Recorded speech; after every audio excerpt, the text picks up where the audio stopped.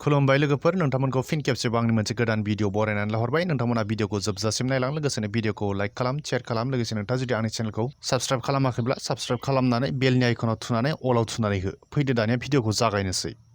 आसाम सरकारा फैगौ सेप्तेम्बराव रायजोनि बेकार लाइमोनफोरनो बेकार लन होनो थाखाय थांखि लादों बृहस्पतिबारखालि आसाम सरकारनि मोनसे मावफुं मेल थामहिनबा केबिनेट मिटिंआ दिसपुराव जानानै थांदोंमोन बे मेलावनो फैबाय थानाय 2026 नि विधानसभा बिसायख'थिखौ नोजोर बोनानैनो खायसे गोनां थांखिफोरखौ लानाय जायो बृहस्पतिबारखालिनि जालांनाय बे मावफुं मेलाव लानाय थांखिफोरनि गेजेराव दं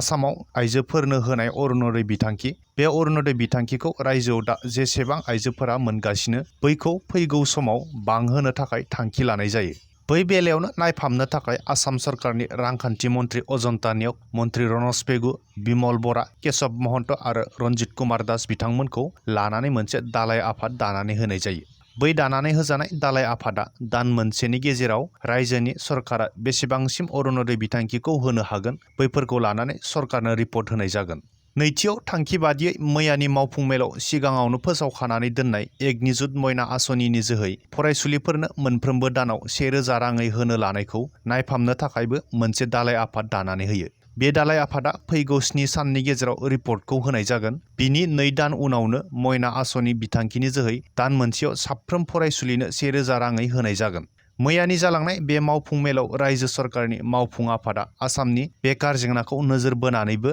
मोनसे थांखि लानायखौ नुनो मोनो बै थांखि बादियै सोलिफु बोसोरनि फैगौ सेप्तेम्बर दानाव आसामनि सा 30,000 बेकार सेंग्रा सिख्लाफोरनो लन होनायनि थांखि नाजावदों जाहाथे बै होनाय लनखौ लानानै जोंनि बेकार लाइमोनफोरा माबा मोनसे खामानि मावनानै गावनि आथिङाव गसंनो हानायजों लोगोसे रायजोनि बेकार जेंनायाबो खमायहोनायनि थांखिजों बे थांखिखौ लानाय जायो गोजौआव मख'बोनाय थांखिफोरनि अनगायैबो मैयानि मावफुं मेलाव आसामाव 15 लाख सुबुंफोरनो रेशन कार्ड होनायजों लोगोसे समाज सिबियारि बिरुबाला राभानि रुंसारि सान 13 मेखौ खोमसि फोथायनायनि हेंथा सान महरै फालिनाय जागोन होननानै गिबि मन्थ्रि डक्टर हिमन्त बिश्व शर्मा बिथाङा खौरांगिरिफोरनि सिगाङाव फोरमायनानै होयो बेनि अनगायैबो बिथाङा रायजोआव फैगौ नभेम्बर दानाव पन्चायतनि बिसायख'थिया जागोन होननानै बृहस्पतिबारखालि दिसपुराव जानाय मावफुं मेलाव थांखि लानायखौ फोरमायनानै होयो थांनाय सानाव आसामनि विधानसभा बियाबफोरनि सिमाया सोलाय-सोल' जाबाय जायनि थाखाय पन्चायतनि सिमाखौबो सोलाय-सोल' खालामनायनि बाथ्राखौबो फोरमायथियो बै बिथिंखौ लानानै आसामनि गिबि मन्थ्रि बिथां डक्टर हिमन्त बिश्व शर्मा बिथाङा बुङोदि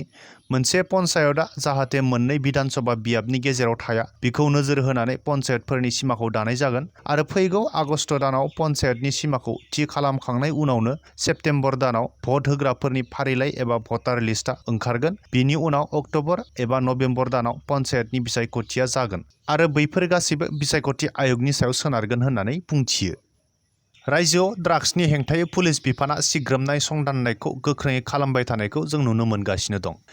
गुबुन गुबुन सानफोराव ड्राग्स बोखांनो हानाय बादियैनो बृहस्पतिबारखालि मराननि जालामाव गोबांथार बिबांनि ड्राग्सजों लोगोसे सानै सुबुंखौ पुलिस बिफाना हमनो हायो हमजानाय सुबुंफोरा जादों दुलियाजाननि भादै पासालिनि चन्दन बरा आरो तिपामनि खाधन गगৈ होननानै सिनायनाय जादों मरानहाट आरो मरान पुलिसनि जथाय सिग्रोमनायाव ड्राग्सखौ बोखांनो हायो आरो सानै ड्राग्स फालांगिरिफोरखौबो हमनो हायो पुलिस बिफाना हमजानाय सानै ड्राग्स फालांगिरिया बाहायनाय AS06 AB 0211 नम्बरनि आर्टिगा गारिनिफ्राय गासै गं 39 ड्राग्सनि कन्टेनारफोरखौ बोखांनो हायो गं 39 कन्टेनारफोरनिफ्राय गासै 439 ग्राम ड्राग्सखौ बोखांनो हायो मोनसे सोमोनांथाव जाथाय जानानै थाङो हिमाचल प्रदेशनि मान्डी लकसभा बियाबनिफ्राय देरहानानै देग्लाय MP जानो हानाय बलिउडनि मुंदांखा फावखुंग्रि कंगना रानाउतखौ सासे CISFनि कनस्टेबलआ सोबादों बृहस्पतिबारै BJPनि गोदानै सायख'जानाय MP कंगना रानाउतआ चन्डीगढ़निफ्राय दिल्ली फारसे थांनो नागिरनाय समावनो चन्डीगढ़नि एयारपर्टआव सासे CISF आइजो कनस्टेबलआ हरखाबै गाग्लोबो फोरमायनाय बादिब्ला उरां जाहाजाव गाखोनो थांनायनि सिगां साखिनि उरां गाथोन एबा एयारपर्टनि नेमखान्थि बादियै सिग्रोमनाय खामानि मावबाय थानाय समावनो बे जाथाया जादों होननानै मिथिनाय जादों बै समाव कंगना रानाउतजों थाफानाय सासे सुबुङा फोरमायनाय बादिब्ला आबादारिफोरनि सोमावसारनाय समाव बिथाङा बुंनाय खालिस्तानी बिबुंथिनि थाखाय सोबादों होननानै बुंदोंमोनब्लाबो गासै जाथायखौ आबुङै मिथिनाय जायाखै होननानै फोरमायो जाथाय जाखांनायनि उनाव कंगना रानाउतआ गावनि इन्स्टाग्राम स्ट'रियाव मोनसे भिडिअ' हगारनानै बै जाथायनि सायाव बुंथियो बिथाङा बुङोदि आंनि रैखाथिनि सिग्रोमनाया जोबनाय उनाव आं CISFनि सासे जवानखौ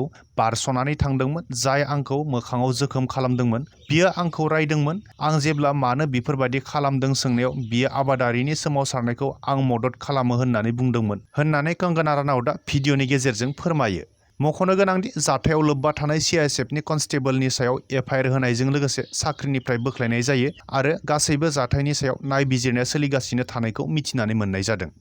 फ्रेन्ड्स, दिनैनि बे रादाबनि भिडिअखौ आं बेखिनियावनो फोजोबथ'बाय। गोजोन्थों।